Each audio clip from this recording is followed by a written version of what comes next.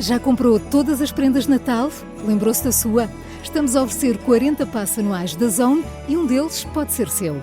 Assina hoje até 55% de desconto e habilite-se a ganhar. Tudo em observador.pt.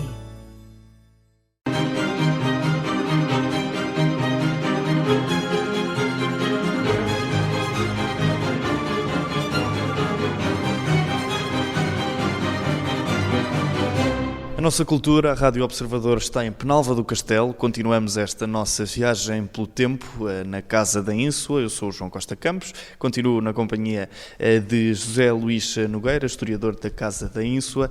E José Luís, estamos em 1893, assim é que é, 100 anos atrás, com a chegada da eletricidade à Casa da Ínsua e à Quinta, e estamos agora na central elétrica da Quinta da Ínsua. Na primitiva.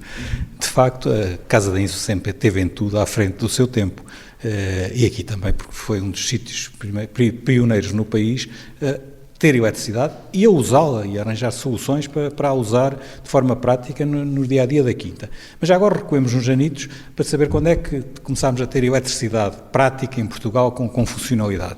Isso aconteceu precisamente nos festejos do 15º aniversário do então Príncipe Real Dom Carlos, o futuro Rei Dom Carlos, que o pai Dom Luís manda vir de França umas lâmpadas que tinham estado no semestre anterior também a fazer o mesmo tipo de experiência em frente à Ópera de Paris, na avenida em frente à Ópera de Paris. Ele comprou essas lâmpadas e trouxe-as para Cascais, para a Cidadela, onde eles passavam esta época de verão. Estamos a falar em setembro, ele fazia anos em 28 de setembro, e para o seu 15º aniversário o pai oferece-lhe uma noite iluminada no jardim da Cidadela. É evidente que ali na Cidadela não fazia assim tanto jeito, que eles pouco tempo lá estariam, e portanto essas lâmpadas vão iluminar Lisboa pela primeira vez, em novembro desse ano, precisamente para o aniversário do Rei Dom Luís, e passam a iluminar o Chiado, que deixa a sua iluminação nessa zona do gás e do azeite. Ainda havia iluminação a azeite, que era preciso ir acender todos os dias e apagar de manhã, e passou a ter a solução de fornecer iluminação através da eletricidade. É neste contexto que a Casa da Ínsua dá um passo em frente e em 1893 monta aqui, precisamente nesta sala onde nos encontramos, daí eu chamar-lhe Casa da Eletricidade, porque foi aqui que nasceu a eletricidade, nesta região, e quase que eu diria, na maior parte do país. E temos aqui o primeiro motor, a primeira forma de gerar eletricidade era por efeito termodinâmico e elétrico, de uma marca que hoje conhecemos de outras andanças, a Junkers, sem publicidade, obviamente, ainda existe, e ela está aqui, primitiva, de 1893, esta máquina que permitiu trazer eletricidade às atividades, primeiro, da Quinta, não ainda às comunidades da casa. E essa história é-nos contada no quadro geral elétrico que temos aqui, e que realmente o primeiro seccionador aponta para a Ínsua. Portanto, Ínsua no sentido de Quinta, das atividades da Quinta serem trabalhadas com a ajuda da eletricidade e de motores. Só a seguir vem a casa, e na casa uma das coisas que quem cá vier pode admirar de grande beleza é, por exemplo, na sala dos retratos, nós temos um aquecedor elétrico Pavier, que foi apresentado, aquele modelo em concreto, temos o catálogo, temos a peça em si, na Exposição Universal de Paris de 1900, portanto, nos primórdios da eletricidade. 3 anos depois da eletricidade chegar à Casa da Ínsua, já tinha cá um aquecedor elétrico para a comodidade das pessoas da casa. A seguir, é o seccionador dos motores, portanto, tudo o que é mecânico passa a ser a eletricidade. Um dos pontos que está hoje musealizado é a antiga serralharia. Essa serralharia tem as ferramentas mais incríveis, todas elas eletrificadas. A força motriz era transmitida através de um veio, passava por cima de todas as máquinas e através de correntes fazia cada uma das máquinas funcionar ou não, conforme se ligava ou não a essa corrente. A seguir vem Castendo. Castendo, hoje, se calhar diz pouca gente o que é, tirando as pessoas aqui da região, era o nome de Penalva do Castelo, até ser mudado em 1956. Portanto, em 1906 é autorizado, em 1913 já está eletrificado Castendo e, portanto, a povoação de Castendo foi uma também das primeiras do país, hoje Penalva do Castelo, a ter eletricidade em casa. Daí a justificação, uma das coisas que nós vemos aqui muito, são os contadores, porque as pessoas tinham contadores já nessa altura, não era de borla a eletricidade. Sim, há uma série de contadores aqui expostos. De vários modelos e, portanto, que são precisamente dessa época.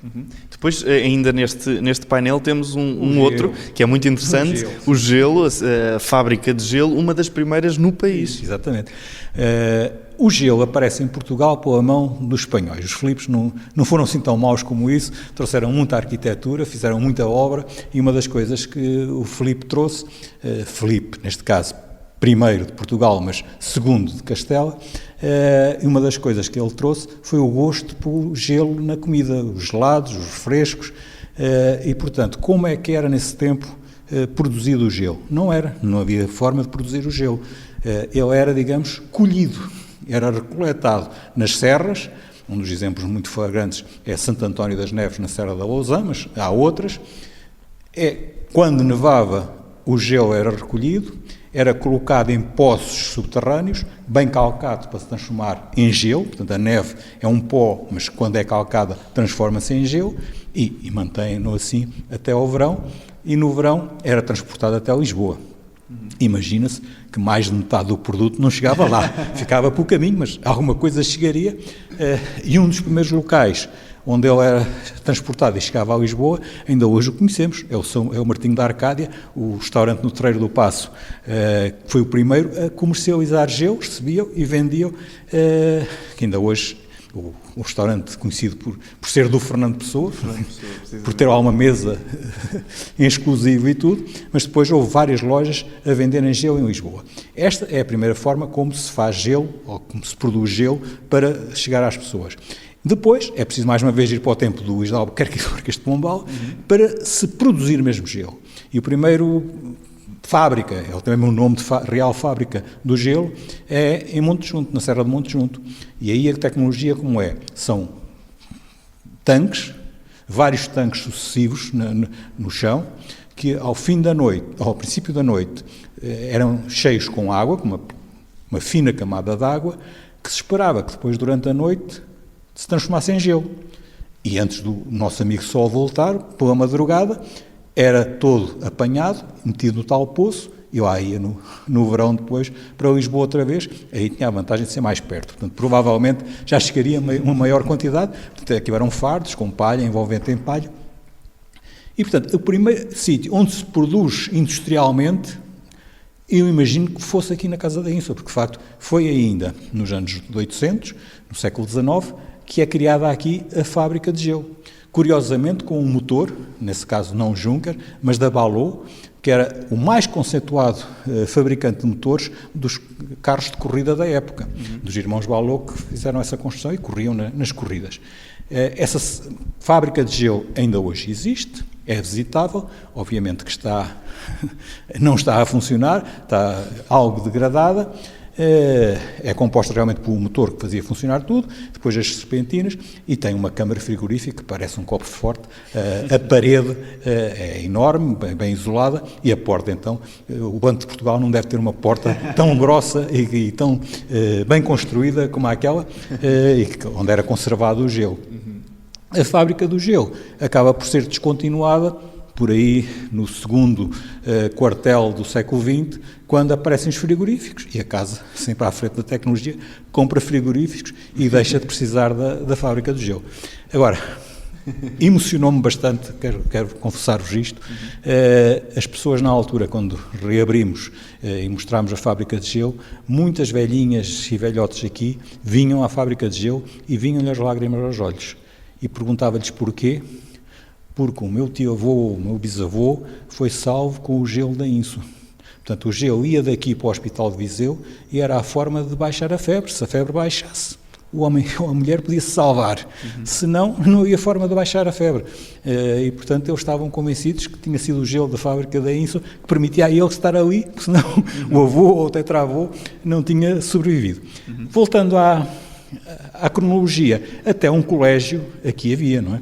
Até um colégio, uma escola interna aqui houve, e portanto também temos ali eletricidade para o colégio. Ora, voltando ao princípio, nós estávamos aqui na produção de energia através de um efeito termodinâmico, um motor e um gerador. O que é que acontece? Isto foi, recordo, 1893.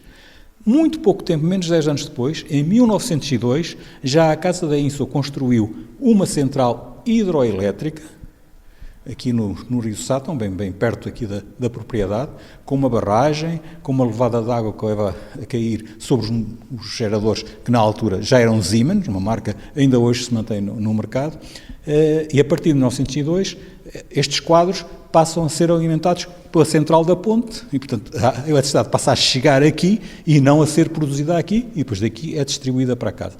Nos anos 30, é uma nova central hidroelétrica, que é construída uns quilómetros mais abaixo no mesmo rio e que ainda hoje funciona na rede elétrica nacional, ainda está operacional a produzir energia.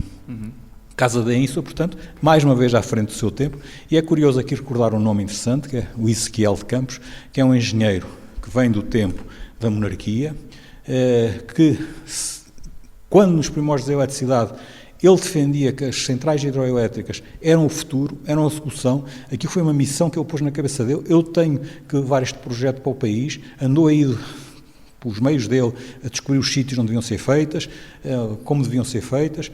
Veio a República.